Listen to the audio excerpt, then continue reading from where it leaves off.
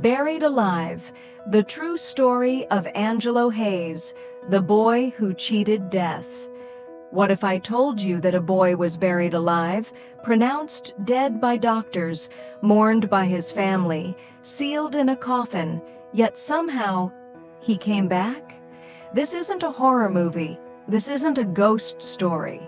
This is the true, spine-chilling tale of Angelo Hays, a 19-year-old who stared death in the face and walked away. His story will make you question everything you know about life, death, and the terrifying space in between. So buckle up. Let's dive into the hauntingly unforgettable journey of the boy who cheated death and changed the world because of it.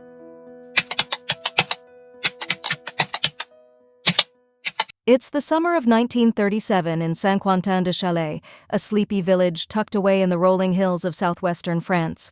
The world is on the cusp of change. World War II looms on the horizon. But in this quiet corner of the world, life moves slowly. Farmers tend their fields, families gather for meals, and a young man named Angelo Hays dreams of adventure. At 19, Angelo was the kind of person who lit up a room. Charming, quick-witted, and fiercely independent, he had a spark that drew people to him. His true love, though, wasn't a person. It was his motorcycle. In an era when cars were a luxury and bicycles were the norm, Angelo's motorcycle was his ticket to freedom. He'd race down the dusty roads, wind whipping through his hair, chasing the thrill of speed. But on one fateful day in July 1937, that thrill turned into tragedy.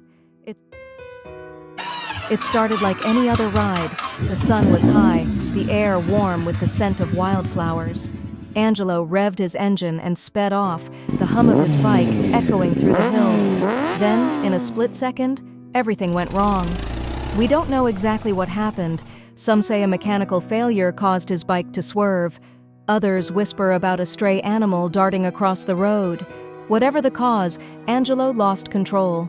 His motorcycle veered off the path and slammed headfirst into a solid brick wall. The crash was catastrophic. The impact threw Angelo forward, his head smashing against the unyielding stone. Witnesses described a sickening crunch as his body crumpled to the ground. Blood pooled around him. His bike lay in a twisted heap. Bystanders rushed to his side, their shouts filling the air. A local doctor arrived, kneeling beside the motionless teenager.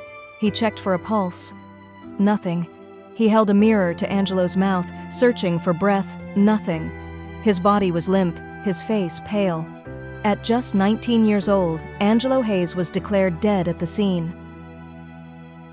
The news spread like wildfire through Saint-Quentin-de-Chalais. Angelo's parents were shattered. Their bright, vibrant son, gone in an instant. The town rallied around them, offering condolences as preparations for the funeral began. Angelo's body was cleaned, dressed in his best suit, and placed in a simple wooden coffin.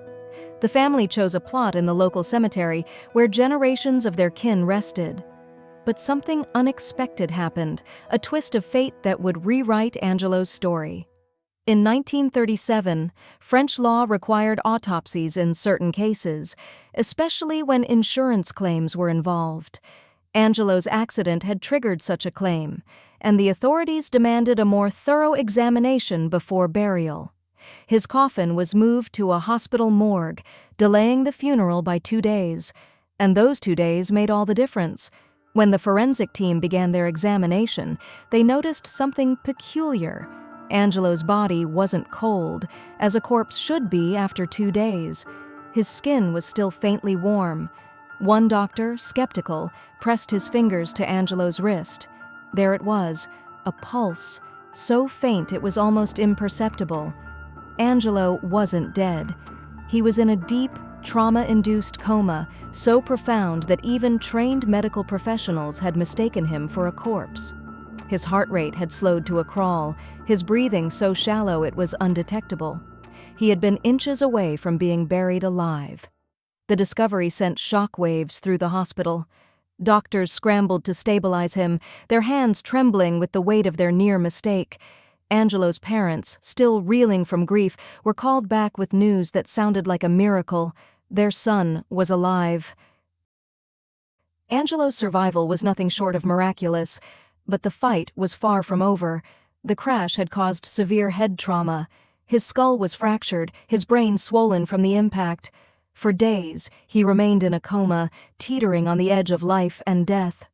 Medical science in the 1930s was limited, brain injuries were poorly understood, and treatments were rudimentary. Yet the doctors at the hospital poured their expertise into saving Angelo.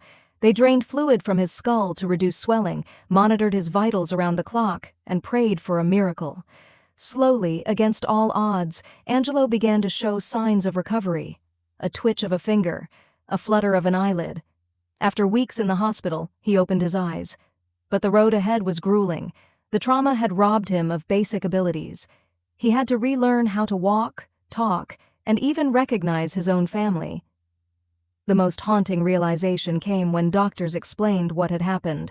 Angelo learned he had been declared dead, prepared for burial, and nearly sealed in a coffin forever.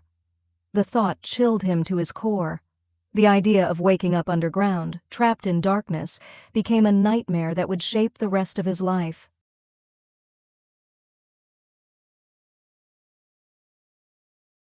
Most people would try to bury such a trauma, to move on and forget. But Angelo was different. His brush with death ignited a fire in him, a determination to ensure no one else would suffer the fate he narrowly escaped. In the years following his recovery, Angelo threw himself into study. He devoured books on physiology, biology, and medical science, learning everything he could about the human body and the mysteries of life and death. He became obsessed with one question: how could someone be mistaken for dead? And what could be done to prevent it? By the 1970s, decades after his accident, Angelo's obsession bore fruit. He unveiled an invention that would capture the world's imagination: the survival coffin. This wasn't just any coffin. It was a marvel of ingenuity, designed to keep someone alive if they were mistakenly buried. The coffin included air vents for continuous oxygen flow, a food and water compartment for sustenance, a sanitation system for basic hygiene, a two-way radio to call for help, emergency oxygen tanks for extended survival, even a small library of books to keep the occupants sane. It was a bizarre, almost macabre creation, a coffin built not for death, but for life. Angelo's invention was a direct response to his own trauma, a way to rewrite the narrative of his near burial. To prove his invention worked, Angelo did something unthinkable. He decided to bury himself alive. In a public demonstration that drew reporters, scientists, and curious onlookers from across France, Angelo climbed into his survival coffin. The crowd watched in stunned silence as the coffin was sealed, lowered into a shallow grave, and covered with earth.